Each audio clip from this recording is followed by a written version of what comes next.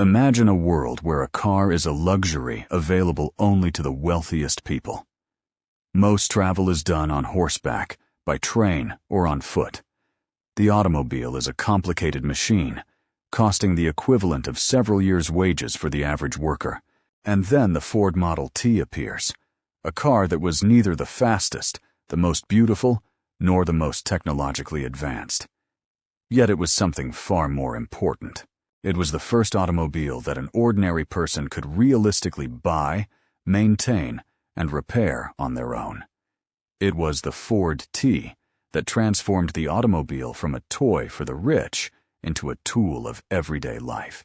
In less than 20 years of production, more than 15 million examples were built, and at its peak, every second car in the world was a Ford Model T.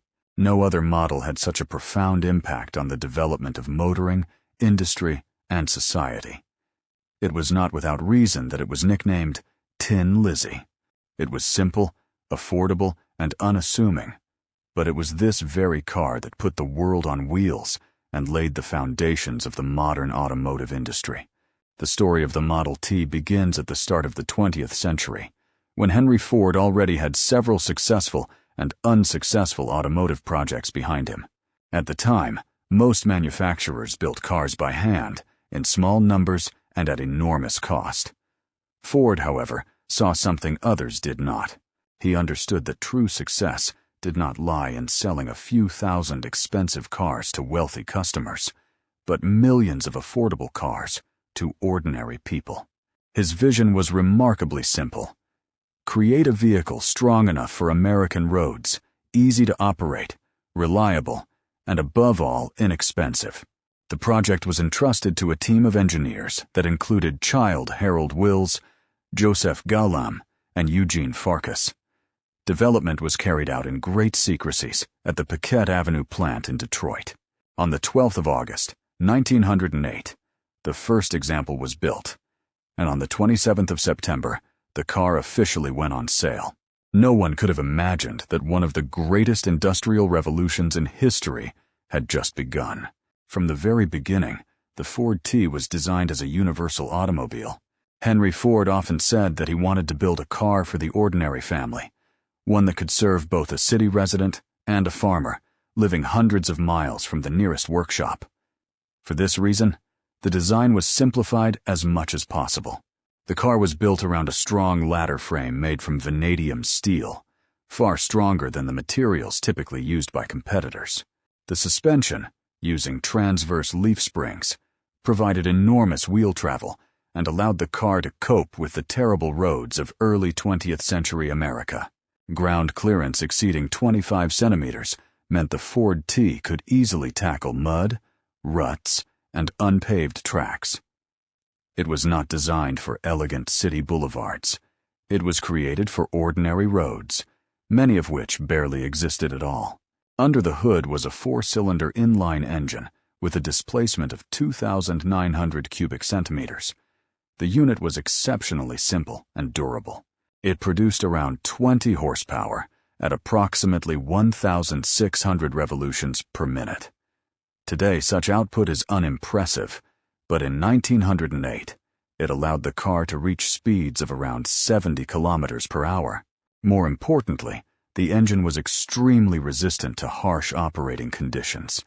It was cast as a single iron block, a modern solution at the time that simplified production.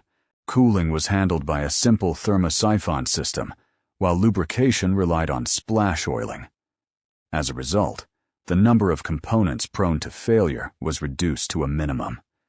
Drivers only needed to regularly check oil and water levels. At a time when many automobiles required almost daily attention from a mechanic, the Ford T became a model of reliability. One of the most unusual elements of the design was the transmission.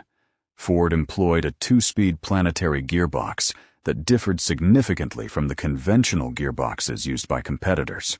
This meant the driver did not have to perform complicated operations involving double clutching and engine speed matching. In the era of unsynchronized transmissions, this was a major advantage. The car had 2 forward gears and 1 reverse gear.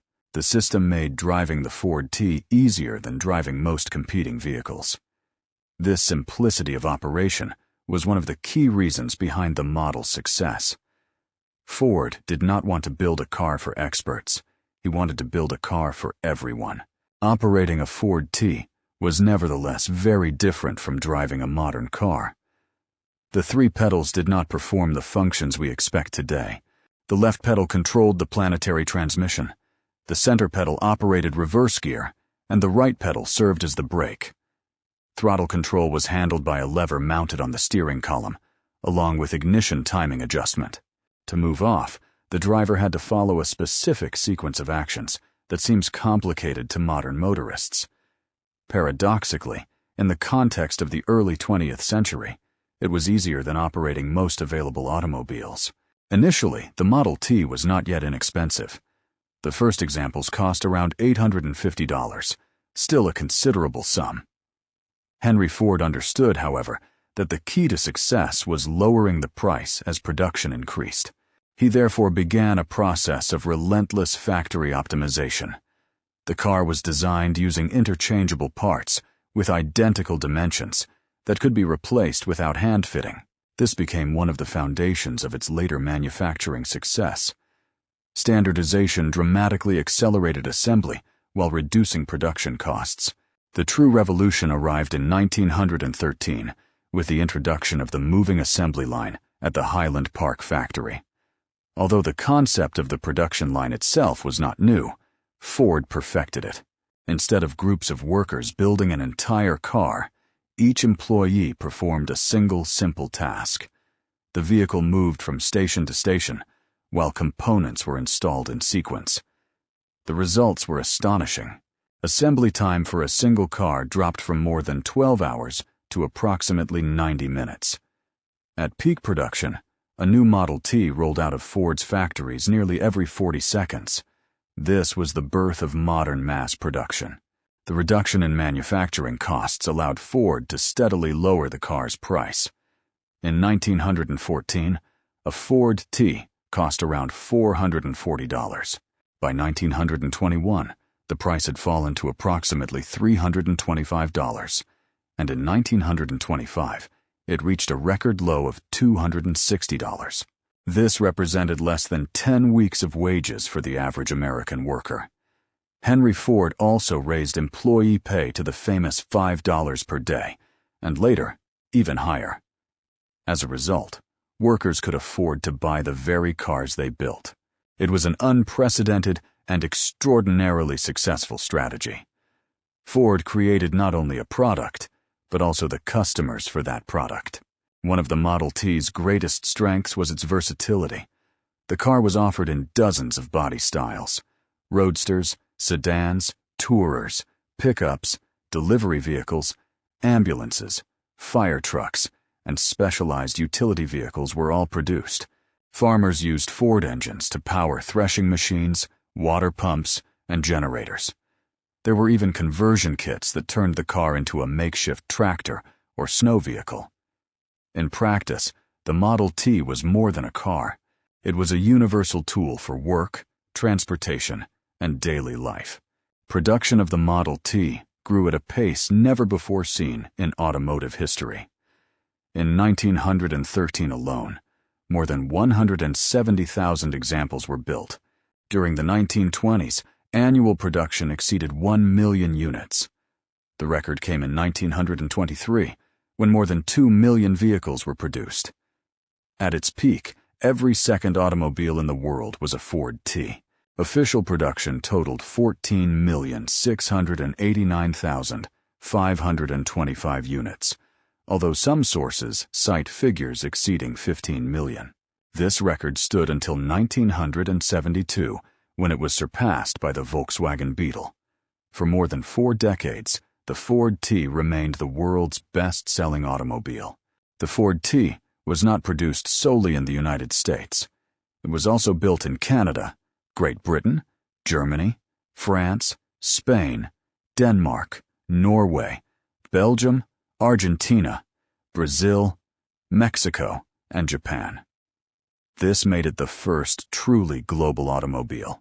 It could be found on the streets of London as well as on the rough roads of South America. Today, the Ford T remains one of the most accessible vintage automobiles of its era. The enormous number of vehicles produced means that many have survived to the present day. Values depend on body style, condition, and originality. Cars requiring restoration can often be found for around $10,000. Well-restored examples usually sell for between $20,000 and $40,000 or euros. Rare body styles, cars with exceptional history, or perfectly preserved examples can exceed $50,000 and even $100,000.